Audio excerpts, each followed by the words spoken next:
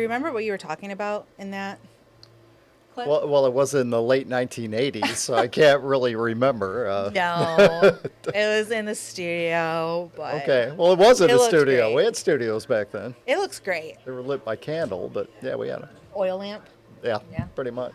How's everybody doing this morning? It's a little cold this morning. Yes, it is. As a matter of fact, we have a frost advisory tonight for part of the area. Okay, Not I saw that everybody. when I walked out of my door. I got the alert. Yep. And so I'm like, okay, I just put all my plants outside. Well, you might want to cover them up tonight. Okay. It's not a for certain thing, but just got to keep in mind if you get some tender plants and you're one of those locations that traditionally kind of gets cold on, when we're calling for 36, but you drop the 31, yeah, you may want to cover them up or bring them in. Hey, we're starting off looking ahead of the holiday Yes. weekend. What do you say? When's the last time we talked about frost heading into Memorial Day weekend? by the Well, way? probably every year. Oh, okay. It seems like anyway.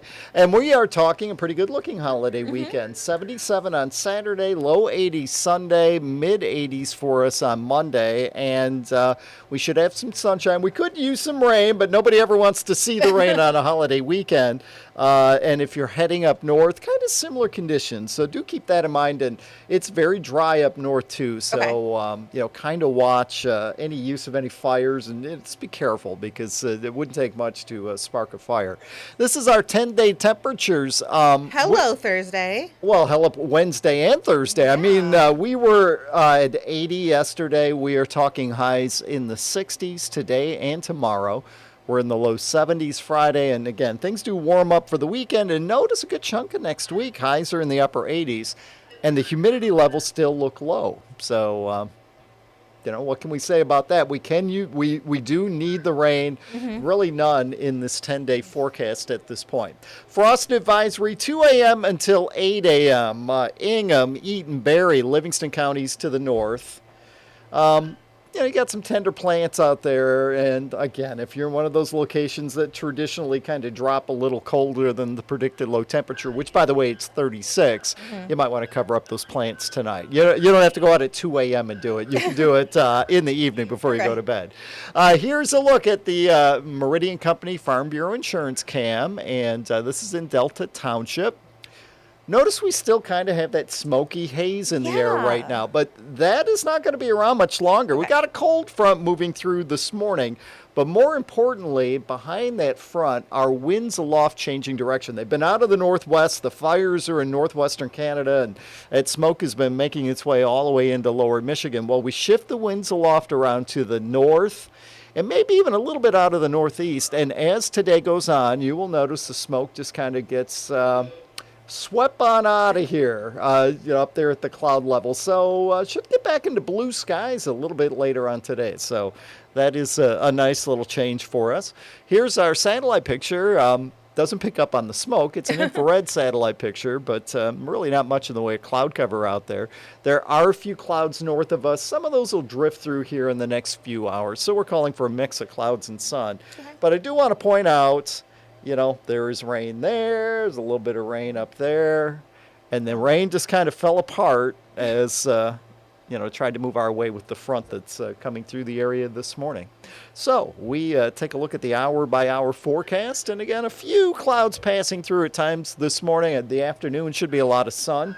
It is going to be breezy. Could have some wind gusts near 30 miles per hour. And those winds are out of the northeast. So here are the temperatures today. Kind of like what you see is what you get. We are just going to be in the low to mid 60s throughout the day. The winds gusting a little strong at times, so you'll feel that too. So you want to have a jacket, not only this morning, but you'll be using it at lunchtime and 4 o'clock in the afternoon. We drop back to around 36 tonight, mid 60s tomorrow, and then we start to warm things back up. And notice, there's a lot of little sunshines on there. So make your plans and get out and enjoy the weekend. Even the overnight from Thursday into Friday, it looks a little cold. Yeah, 38. Colder, I guess. Yeah, it is. But it is tonight, Lansing northward. We're concerned there could be a little bit of frost, but I think you really need to get like Mount Pleasant northward where it'll be more of a widespread thing. Well, you know what? If I had checked my First Alert weather app today before I walked out the door, I would have grabbed my jacket. I did it. This is the one day I didn't do it. Okay, well, you make sure to do it tomorrow. And if you're going out of town for the holiday weekend, download the First Alert Weather app. You can find it on Google Play and the Apple App Store. And it will follow you on vacation. It won't stalk you on vacation, but it will follow you. So let's say you're in Petoskey or you head on into the UP. It'll give you the forecast there. It will also warn you if any sort of watch or warning is issued, which is kind of helpful if you're going to be doing some camping. You can find it free. It's on the Google Play and the Apple App Store. All right. Well, thank you very much, Darrin. We'll get some more weather from the team a little bit later. Oh, thank you. We're getting a little faster at this rate.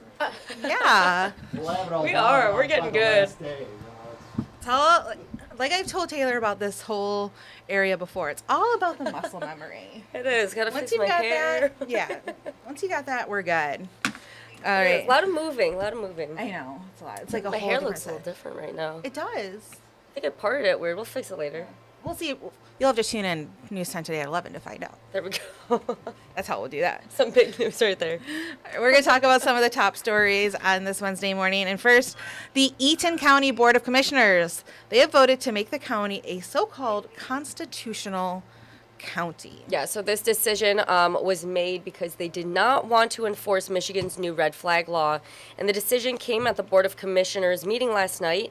On Monday, Governor Gretchen Whitmer signed the gun legislation into law, and it aims to keep guns out of the hands of people who pose danger to themselves or others. Now, while the majority of the Board of Commissioners passed this resolution to say they won't enforce the law, there is disagreement among the board on whether or not that decision is even up to them. We reached out to the Eaton County Sheriff's to see if he would be enforcing the red flag law or following the Board of Commissioners' new resolution, to which he said no comment. So a few weeks ago, Livingston County's Board of Commissioners and Sheriff decided they would not be enforcing the new gun laws. Now, Michigan State Police says it will continue to enforce state law in all counties, regardless of any resolutions passed. All right. Very, very interesting out of Eaton County. That is. Right there. Well, when students, it's hard to think about returning to college in the fall already. We just had graduation a couple weeks ago. Summer's just getting started. Yeah, we just need to stop. I'm out of school and I'm already like, don't talk about it yet.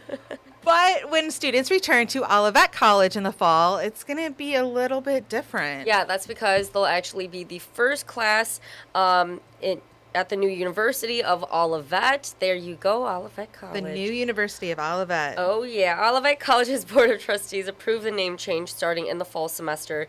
And in the coming months, Olivet plans to roll out a new website, logo, and signs. Olivet College leaders say the new name reflects a stronger, bolder, and more forward-looking institution as it unveils an array of new programs and begins serving new student groups. There you go. It does sound a lot more serious. Olivet College. The Olivet new. Oh, yeah, So they're going to keep the new part in the name, I believe. New University of Olivet. I believe that's what it's going to be. The new university. The new University of Olivet. Okay. That sounds so like the new does. University of Olivet. I like it. I like it too. There we go. All right. Well, we're going to check in on the sky up above Spartan Stadium. It's hard to tell there, Yes. but in that little box in the middle of your screen is the Peregrine Falcon family. Their webcam stream is kind of freezing up right now, and that is because it's a big day for those little chicks. It is. So that's because researchers with the Michigan Department of Natural Resources in Michigan State, they're going to be banding their legs for research at 9 o'clock. So what is it right now? About 8:42. And researchers did the same thing last year with the Peregrine Falcon chicks. And while mom and dad certainly, they will not be happy, the bands will be able to help gather data that they will use while researching the species. So last year, the process went about as well as it could have, and the chicks were back in their nest in no time. So again, this starts at 9 o'clock. And we are hoping that this year will go smoothly as well. So we will hear from some of the researchers after the banding this morning during News 10 today at 11 when you tune in. So you want to make sure that you tune in then. But yeah, there they are. It's a little shaky, but in the center of your screen, that little square box, that is where they are. And usually we have the whole Falcon cam going. Yeah, it's been so they're going to turn off the Falcon cam while they do this. And so that's been like kind of, they're stopping the live stream. So it's good that we came on now so we can kind of, all right, turn the attention. And if you missed it last year, they took pictures of them banding the Falcons last year. And there is one chick that had the most amazing expression on his face when it came to being photographed inside of a building getting banded. It's really funny. So it's on WILX.com. Make Go sure you check it that out. There you go. Well, what is coming up on News 10 today at 11? Yes. So today marks the year. It's a big tragedy in Uvalde, Texas, when a shooting at Robb Elementary School left 19 children and 2 adults dead and 18 others injured. So state lawmakers are reintroducing Liam's Law to the House of Representatives, and we'll explain what that entails, Liam's Law. Next, advocates from across Michigan plan to rally on the state capitol steps to demand legislature restore driver's license for all. I was actually looking through my emails today and also saw that was happening. So I was like, there we go. We'll be talking about that today. And then we're back at 2 o'clock for another in-depth look at your weather and a sneak peek of what you can expect at Studio 10 today. And then also first at 4 in our 90 minutes of news. That's right. Then I'll be here at 3:30 with Tim Stout for a look at the hottest topics in sports.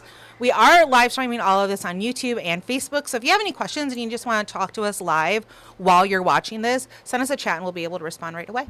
Yeah, we love any feedback and anything like that. So have a great one, everybody. Thanks for watching.